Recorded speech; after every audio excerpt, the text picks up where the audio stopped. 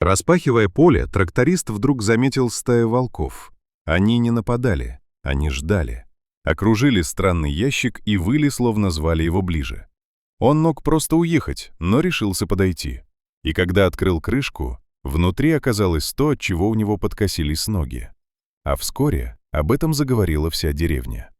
Это было ранней весной. Поля только начали готовить к посеву, и трактористы вышли на работу после долгой зимы. Среди них был Артем, крепкий деревенский мужик, отец 3 детей. Он с детства любил тишину и одиночество, а по-настоящему раскрывался только дома с семьей. В тот день ему достался участок у самого леса. Артем даже обрадовался. Меньше людей, больше покоя. Перед работой он остановился, закурил, вдохнул влажный весенний воздух и подумал, что нет ничего лучше, чем быть здесь, среди природы. Он уже собирался начать работу, как вдруг услышал странные звуки. Сначала показалось, волки воют, но днем, да еще так близко к полю, Артем насторожился, но все же тронулся вперед. Проехав немного, он увидел то, что заставило его резко остановиться.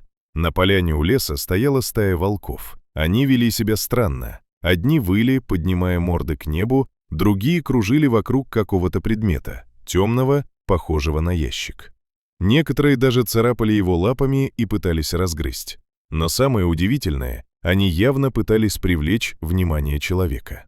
Артем остановил трактор и вышел. Волки заметили его и стали вести себя еще активнее, подбегали ближе, потом возвращались к ящику.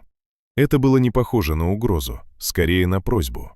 Он осторожно приблизился, и как только сделал несколько шагов, волки начали по одному уходить в лес. Через минуту поляна опустела, остался только ящик. Артем взял монтажку и подошел ближе. Это был грубо сколоченный деревянный ящик. Он наклонился и вдруг услышал звук, от которого у него сжалось сердце — детский плач. Не веря, он заглянул внутрь. Там лежали младенцы, 2, совсем крошечные, завернутые в тряпки. Артем быстро вскрыл ящик, вытащил детей и прижал к себе. У него перехватило дыхание. «Кто же с вами так?» – прошептал он. Он понимал, еще немного, и они бы просто замерзли. Артем посадил малышей в кабину трактора и поехал обратно в деревню. По дороге он оглянулся на лес и тихо сказал: «Спасибо вам». В медпункте поднялась тревога. Вызвали полицию. Вся деревня быстро узнала о случившемся. Сначала в историю с волками верили не все, но позже специалисты подтвердили, следы действительно принадлежали стае. Выяснилось и другое. Детей оставила родная мать. Она жила в соседней деревне и вместе с сожителем решила избавиться от малышей.